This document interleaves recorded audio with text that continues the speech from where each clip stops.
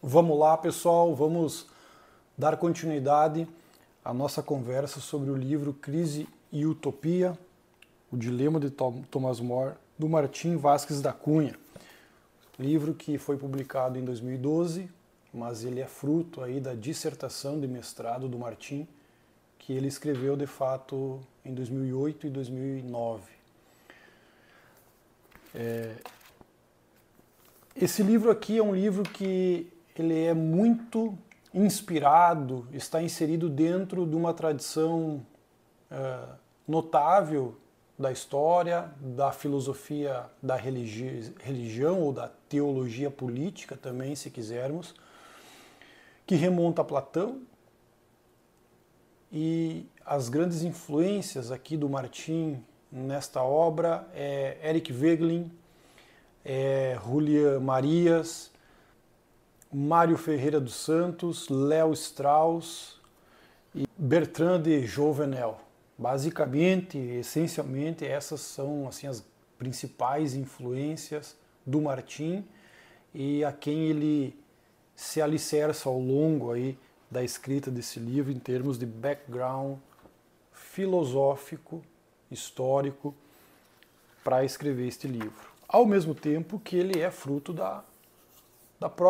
dos próprios interesses do Martim, né, que compõe a obra dele, que começou lá atrás com aquele ensaio A Política do Espírito, originalmente publicado no site O Indivíduo em 2002, saiu do ar, ainda não está publicado em livro, mas que está no Substack dele hoje com um novo título, A Permanência da Perda, que a gente espera aí que saia em livro também. Mas A Permanência da Perda em si mesmo já é, em grande medida, né, um grande e profundo preâmbulo do Crise e Utopia.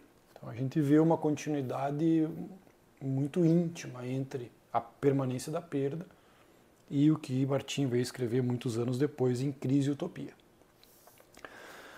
E, na minha opinião, a própria leitura do Permanência da Perda, sim, ele aplana em boa medida a leitura do livro Crise e Utopia. E acaba também por ser revelador, né, ajuda você a compreender mais profundamente ou mesmo nos detalhes essa grande investigação que é o Crise e Utopia.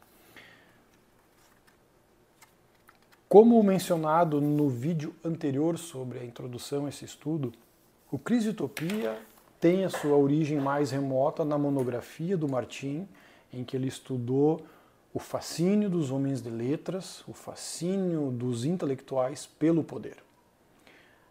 Esse tema, que tem um termo para isso, que se chama pleonexia, presente em Platão, mas muito trabalhado por Eric Voegelin, daí um dos pilares da influência do Voegelin.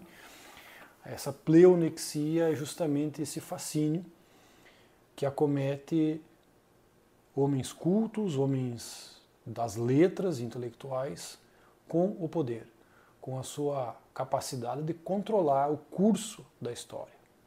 E isso vai se revelar, inclusive, no próprio Thomas More, que foi um grande erudito, era um grande estudioso, um grande intelectual, portanto, e foi conselheiro de nada mais, nada menos do que o rei Henrique VIII na Inglaterra. O que também coloca no centro do debate deste livro, né, a tensão histórica do momento histórico em que havia uma transição de mundos de uma ordem medieval, da cristandade, assim chamada, que começa a sofrer, né, uma influência questionadora do renascimento que gera o humanismo. Ainda que esse humanismo tenha várias facetas, né, um humanismo cristão, para nós pegar um Thomas More, o próprio Erasmo de Roterdã, mas depois o humanismo também acaba tendo um humanismo muito mais laico, muito mais racionalista. Por isso, atenção, essa complexidade da realidade que marca essa época em que viveu Thomas More, por um lado, e também marca a própria vida de Thomas More enquanto um indivíduo, enquanto uma alma que vive o dilema desta transição de dois mundos, historicamente falando, politicamente falando, sobretudo filosoficamente falando. E é sobre esse caldeirão efervescente de transição de mundos, de tensão desta realidade implacável no campo das ideias religiosas, no campo das ideias filosóficas, que culmina no humanismo, no campo da política propriamente dita. E Thomas More é aquela pessoa, aquele intelectual que viveu no epicentro desta crise religiosa. Por que crise religiosa? Primeiro que já há séculos, pelo menos a partir do século XIV, a cristandade, a filosofia cristã vinha sendo discutida já de uma perspectiva, vamos dizer, crítica filosófica. Então, o cristianismo em si vinha vivendo internamente essas discussões, essa tensão intelectual. E institucionalmente, também a cristandade vinha sofrendo muito com abusos de poder da igreja, do clero, enfim, o que dava muita margem de suspeita, e uma mentalidade nova ia se formando, ia iniciando um processo de aquecimento, de cozimento que teria ali na época de Thomas More, sobretudo, e dali em diante, a sua fervura. Religiosamente, o rei Henrique VIII, na Inglaterra, rompe com a Igreja Católica porque ele queria a separação de sua esposa para se casar com sua amante, que aliás era esposa do seu irmão falecido, ela era a viúva do seu irmão. E a igreja não permitia o divórcio. Thomas More era contra esse divórcio, ainda que ele era o conselheiro então de Henrique VIII. Foi contra esse divórcio, mas mesmo assim Henrique VIII ficou com sua amante e no mesmo ato rompe com a igreja e cria-se, por fim, a Igreja Anglicana da Inglaterra, no qual o próprio rei tinha as funções de, digamos, papa, né, o cabeça da igreja. Então, vejamos que a crise histórica, religiosa, política, intelectual que a Europa vive, que a Inglaterra vive nesse momento do início do século XVI, cujo epicentro está a personalidade, a figura deste grande homem que foi Thomas More, é o que motivou Martin a escrever sobre a crise, sobre essa tensão da realidade, que esta época de Thomas More é muito ilustrativa do seu momento presente, mas também é muito ilustrativo dos desdobramentos históricos do Ocidente e que repercute com toda a força em nossos dias. Afinal, voltando ao tema inaugural, que é o fascínio dos intelectuais pelo poder, a ambição dos intelectuais de orientar reis, príncipes, presidentes nos nossos dias, de controlar o curso da história, é uma doença da alma que aflige muitos intelectuais. Afligiu também Thomas More. E no Brasil, nós temos hoje um exemplo de pleonexia intelectual que acometeu mesmo Olavo de Carvalho, o qual é tema de um ensaio do Martin, que está no livro Tirania dos Especialistas, que ele escreveu ainda com Olavo de Carvalho em vida, registra-se. Esse ensaio do Martin de 2019, o primeiro ano do governo Bolsonaro, em que ele capturou o problema em que Olavo de Carvalho estava envolvido e escreveu aquele longo ensaio que está no Tirania dos Especialistas. E aí você vê também que aquela análise crítica do Martins sobre Olavo de Carvalho não é um ensaio de ocasião, de oportunismo, muito pelo contrário. O que aconteceu com Olavo de Carvalho no Brasil dos nossos tempos é um problema de pleonexia. Um tema que atormenta o Martins desde a sua monografia lá no início dos anos 2000, permeia o Crise e Utopia e faz parte, portanto, das inquietações que compõem os elementos da obra do Martins. Então esse registro é muito importante e nos ajuda a entender, né, a obra do Martins, né, desde o seu início, o seu núcleo duro, aquilo que inquieta ele. Então o Crise e Utopia, nós vemos muito desta perspectiva que acaba sendo bastante iluminadora, tanto para nós entender em alguma medida o passado, né, a época de Thomas More, né, o momento de transição de mundos do Ocidente, da Europa, e que como isso nos afeta até hoje, e sem ter qualquer pretensão profética, mas com certeza tem uma pretensão de alerta, nós temos que ter muito cuidado para não incorrer neste risco ou neste abismo, porque o que está em jogo aqui é a vida interior de todos nós, é a alma, é as inclinações da alma de todos nós. Então o Martins, no fim das contas, vai falar sobre isso também. E esse livro, que é dividido em uma introdução, 3 capítulos e uma conclusão, o capítulo 1 dele é dividido em 4 partes, é realmente o esquema conceitual e teórico que vai dar esse estofo bibliográfico, esse estofo conceitual, para depois ele começar no capítulo 2 a falar de Thomas More.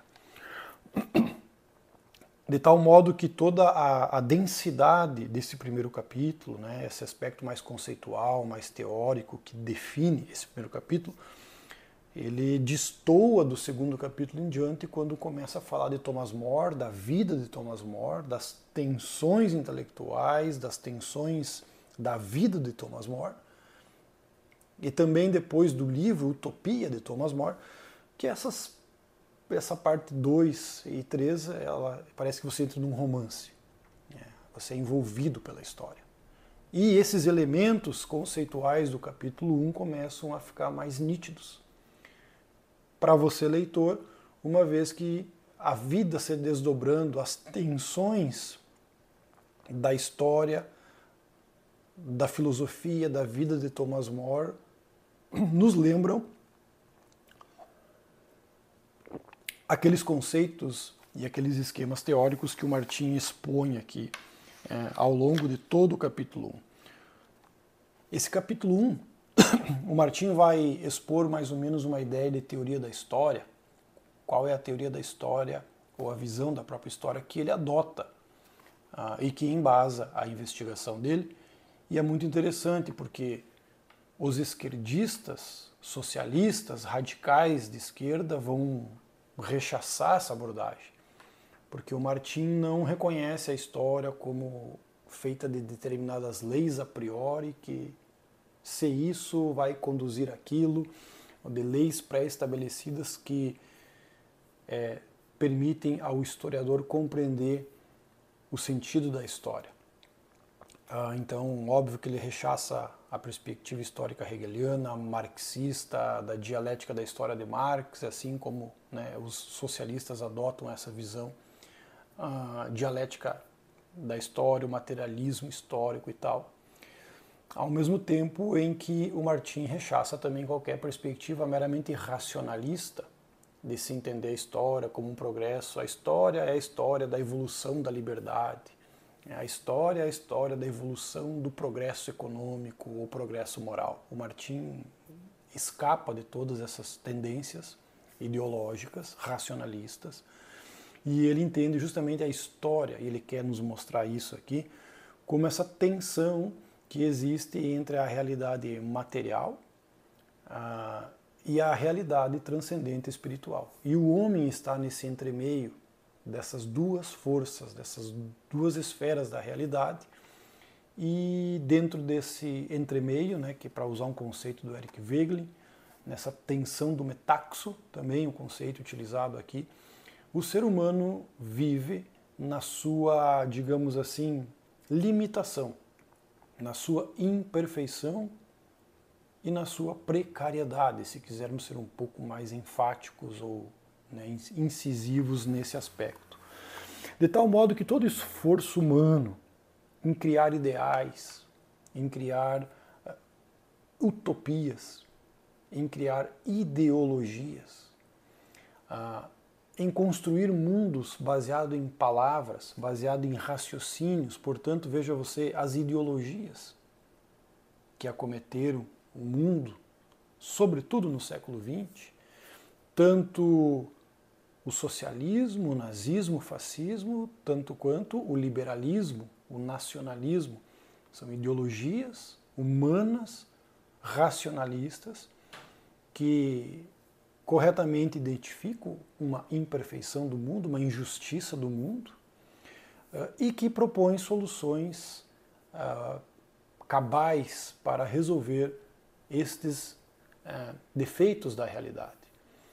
Umas mais radicais, outras mais sutis, mas todas elas têm uma ambição racionalista que relembra a reinstauração de um paraíso perdido, né, que é outro conceito também tratado aqui no livro, nessa noção de paraíso perdido, que tem a ver com a história do ser humano, voltando lá ao livro de Gênesis. E o Martim, então, faz parte dessa tradição de historiadores, né? Pega aí filósofos, historiadores como Eric Wegelin, Julián Marías, que enxergam a história como uma relação do homem com Deus, e não a história apenas vista no seu aspecto meramente temporal e material aqui na Terra.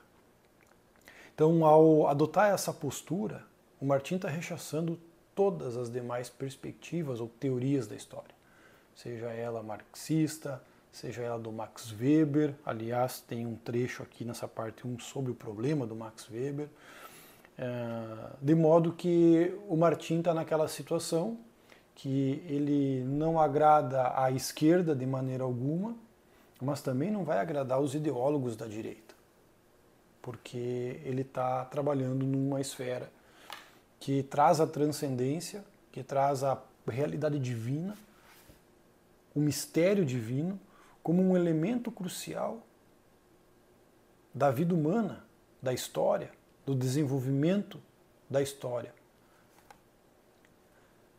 E isso é decisivo para a continuidade do livro, no capítulo 2, quando ele começa a falar efetivamente, então, de Thomas More, naquela situação concreta, histórica, em que ele viveu e dos, vamos chamar assim, desafios que ele encontrou em sua vida naquele momento de muita confusão intelectual, muita disputa, muita influência de discussões religiosas, teológicas, em que não era um momento nada fácil para o homem. Então, a ideia de crise que ele trata aqui é muito oportuna, bem como o subtítulo O Dilema de Thomas More. E é isso que permeia a obra do Martim. Ideias de dilemas, de paradoxos, da tensão da existência, da incerteza da existência, da precariedade da condição humana no mundo. E observe, não é num sentido pessimista, escatológico, que o Martim adota esses conceitos e mesmo essa postura. Porque, no fim das contas, o Martim, ele é um católico. Eu não sei se, todavia, ele pratica uma vida religiosa. Realmente, ele não é público isso da parte dele, mas a gente sabe que, pelo menos, ele é católico. E lendo a obra dele, você vê que ele tem, sim, uma reverência para com o transcendente. Ele tem, sim, uma reverência para com Deus. E até mesmo ele tem, sim, uma reverência para com a religião. Tendo isso em vista, o Martim vai encaminhar a discussão do Crise e Utopia para esse fim. Ainda que, se tem algo que o Martim não é, eu diria duas coisas. Ele não é um doutrinário, ele não é um apologeta. Em momento algum, o Martim é aquele cara, aquele autor, que está dizendo que, como era bom na Idade Média, lá vivemos os tempos gloriosos da humanidade, que pena que tudo aquilo se perdeu, lá éramos felizes. Ou seja, aquela ideia de que a Idade Média, ou qualquer outro período, tinha sido alguma espécie de vida idílica, de vida perfeita, de vida sublime. O Martim não expõe isso dessa forma. Ele reconhece as virtudes da cristandade, mas ele sabe que mesmo em meio a essas virtudes, lá mesmo existia imperfeições, tensões inerentes à condição humana. O que aflora no século XVI, com o humanismo, com o período de Thomas More, é que essa tensão se exaspera, aflora e transborda.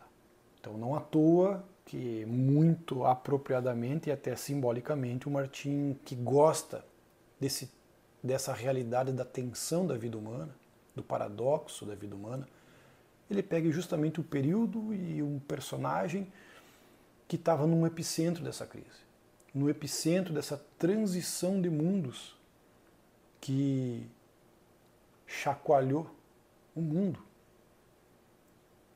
e, inevitavelmente, chacoalhou a alma de um homem sensível às realidades da vida familiar, política, intelectual e a vida do espírito também.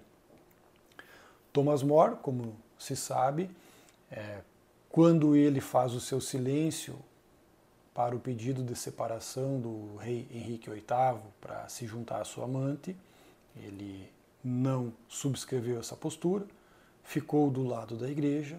No fim das contas, o regime extremamente tirânico de Henrique VIII, estamos no início do século XVI na Inglaterra, um regime tirânico, então condena à morte Thomas More, que foi então enforcado como outros hereges para o regime absolutista que tinha à época o foram.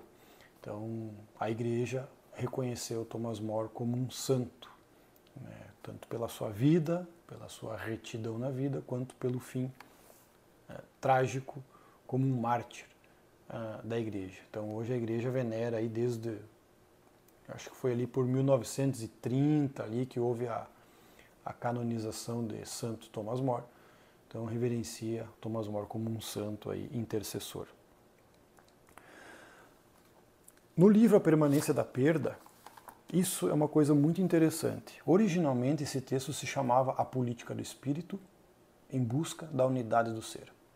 Quando você lê aquele texto original, você vê que o Martim estava bastante fixado num conceito de político do espírito. Como fazer uma política do espírito que leve em consideração tanto a realidade imanente e material da nossa vida aqui, como também a realidade divina, e como que o político do espírito, ou o spoldaios do Aristóteles, interage com essas duas esferas da realidade, conduzindo a política de um país. Era muito sobre isso esse ensaio, e o Martim parecia que estava em busca deste político do espírito. E é interessante que ele muda esse ensaio justamente para um outro conceito, que é a permanência da perda. Então não é mais em busca de talvez um ideal de um político do espírito que pratique a política do espírito, num sentido praticamente salvacionista ou pelo menos idealista. E ele muda para a permanência da perda. E aí o subtítulo, em vez de em busca da unidade do ser, que é em busca de um spoldaios, ele muda para em busca de uma política do exílio. E veja que essa busca do Martim por um político do espírito, por um spoldaios, que ele escreveu lá no início dos anos 2000, quando eu pego esse livro aqui, o que eu pensei? Martim encontrou um spoldaios. E esse cara é Thomas More. Porque você olha a vida do Thomas More, esse cara foi um spoldaios, e de fato foi. E aqui você tem impressão que vamos ver o Martin falar sobre esses poldaios que ele finalmente encontrou. E até na introdução ele fala que quando ele assistiu o filme sobre Thomas More, né, o homem que não vendeu a sua alma, ele deu um estalo. Porque quando ele assistiu esse filme, ele já tinha escrito A Política do Espírito. Hoje, Permanência da Perda. Que estava em busca, né, deste político do espírito, ou pelo menos enaltecendo, né, a possibilidade de termos a necessidade de resgatarmos um político do espírito que trate a política não como ela deve ser, no sentido de um idealismo, de uma ideologia, da busca de uma utopia racionalista do homem, mas que intermedie essa relação das forças do poder terreno, da realidade material, com a força do poder transcendente. Então, o político do espírito é aquela pessoa que lida muito bem com esta dimensão da existência e, portanto, seria um político ideal, para usar um termo polêmico, ao qual esse livro vai rechaçar, né? A busca por um ideal, né? O abismo da utopia, do racionalismo, dos mundos imaginários que os intelectuais constroem para si, contaminados pela pleonexia, pelo fascínio, pelo poder. Então, este livro vai ir nessa toada. O capítulo 1 é formado de 4 partes, um sobre o sentido da história, que ele vai rechaçar as leis históricas dos historiadores modernos e adotar essa perspectiva que considera a história como a relação do homem com Deus. Portanto, a história tem um elemento transcendente aí que não tem como ser ignorado. Quando isso acontece, nós rompemos com a eternidade e entramos no mundo da fantasia, ou no mundo das ideias, no mundo das ideologias, no mundo das utopias. Segunda parte é o salto no ser, é um conceito de Eric Wegelin. Depois ele trata sobre o conceito político do espírito. Veja como o conceito lá do ensaio A Política do Espírito está aqui, o político do espírito, então ele vai tratar desta questão e termina essa parte 1, capítulo 1, sobre a luta pela unidade do ser. O subtítulo do ensaio lá do início dos anos 2000, que era A Política do Espírito ou Em Busca da Unidade do Ser. Então, esses elementos vieram aqui para esse livro. Então, isso vai dar toda a base conceitual, né, de teoria da história, da forma como Martin enxerga o desenrolar da história, a ordem constituída, o homem no meio disso, dessa relação dele com os desafios da vida terrena, os desafios impostos pelo poder e, ao mesmo tempo, com os desafios da realidade transcendente. Como que você liga e mantém em harmonia essas duas realidades, sem fazer com que fizeram os modernos, que romperam com o transcendente, levaram ele para a esfera íntima, portanto uma esfera secundária da vida, e toda a ênfase, toda a concentração foi na política material, na política terrena, em busca de um mundo melhor, construído pela razão humana. Então é contra isso que o Martin, vamos dizer, se ergue contra, e é por isso que intelectuais de esquerda não vão gostar dessa abordagem, e intelectuais de direita afixados em suas ideologias, como liberalismo, libertarianismo, nacionalismo, também vão rechaçar, porque o Martin está tendo uma abordagem da história humana, uma abordagem do indivíduo diante da vida, que todas essas ideologias ou amputam, né, ou botam em segundo, terceiro plano como algo de fora íntimo. Então, este é o início aqui, que a gente pode pontuar sobre o início do Crise e Utopia, o capítulo 1, da relevância, né, como isso é importante, porque define a obra do Martin, E depois a gente vai falar do capítulo 2, o drama da crise religiosa no pensamento humanista. Agora aqui entra assim na história da Inglaterra, do Renascimento italiano, do humanismo italiano, como isso migra para a Inglaterra, impacta a vida de Thomas More. Temos então o Thomas More no cenário e como tudo isso se desdobra e os riscos e os abismos a que Thomas More chega próximo, inclusive através de sua obra sarcástica, irônica e ambígua, coisas que estão presentes na obra do Martin, que é o livro Utopia, que no capítulo 3 o Martin examina ela mais detidamente, para por fim chegar na conclusão do livro. Então, pessoal, por hoje é isso. Fica aqui o registro aqui do início da nossa conversa sobre esse livraço, Crise e Utopia, do Martim Vázquez da Cunha. Beleza? Então, era isso e até o próximo.